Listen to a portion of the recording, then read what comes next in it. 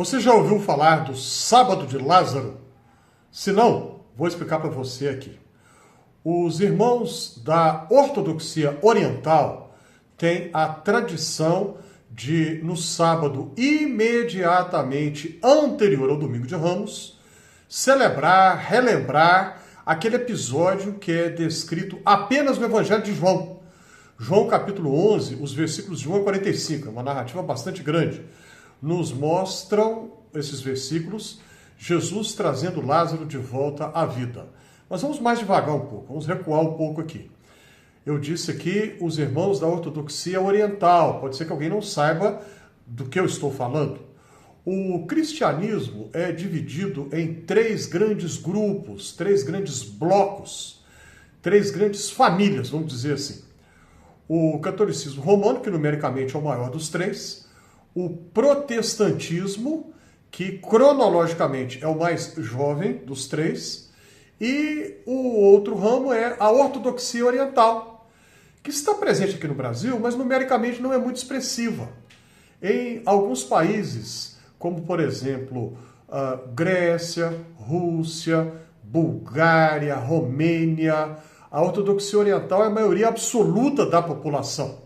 E em outros países também, regiões da chamada Eurásia, né, como por exemplo a Geórgia, né, a Geórgia soviética e a Armênia, enfim, em algumas partes do Oriente Médio também, nós encontramos a tradição da ortodoxia oriental, com algumas variações, mas é uma tradição muito rica em termos litúrgicos e pastorais.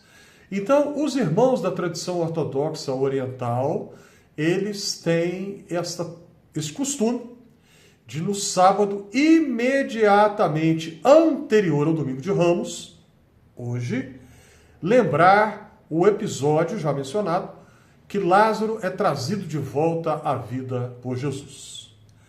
Nós temos então informação a respeito de duas irmãs e um irmão, Marta, Maria e Lázaro.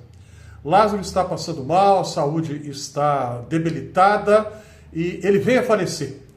E Jesus vai lá em Betânia, cidadezinha, uma vilazinha próxima a Jerusalém, e Marta vai conversar com ele, e aí Marta diz: Senhor, se tu estivesses aqui, meu irmão não teria morrido.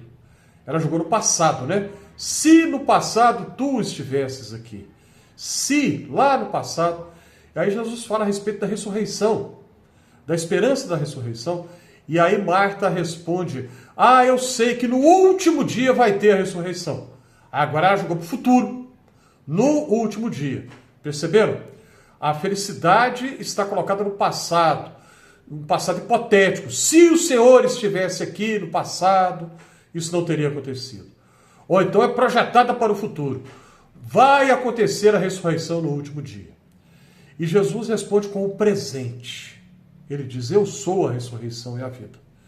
E nós conhecemos o resto da passagem e, de uma maneira extraordinária, Lázaro é trazido de volta à vida. Os cristãos, então, da ortodoxia oriental, lembram, eles têm, nos países, né, onde essa tradição é forte, é expressiva, fazem procissões, fazem comemorações, lembrando esta passagem, que prefigura a ressurreição de Jesus e prefigura também a ressurreição geral.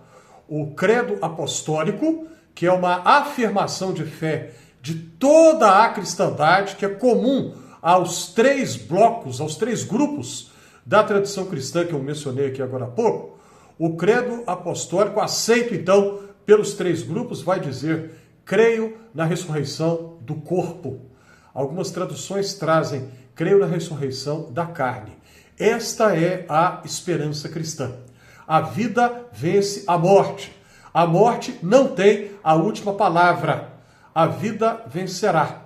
E lembrar a ressurreição de Lázaro é lembrar que no futuro, aí sim nós temos que falar do futuro, no futuro a morte será derrotada.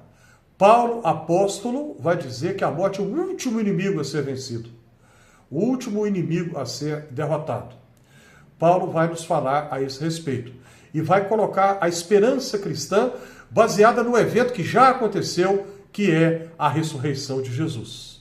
E a ressurreição de Jesus é prefigurada, ainda que de uma maneira imperfeita, ainda que de uma maneira não completa, é prefigurada pela ressurreição de Lázaro.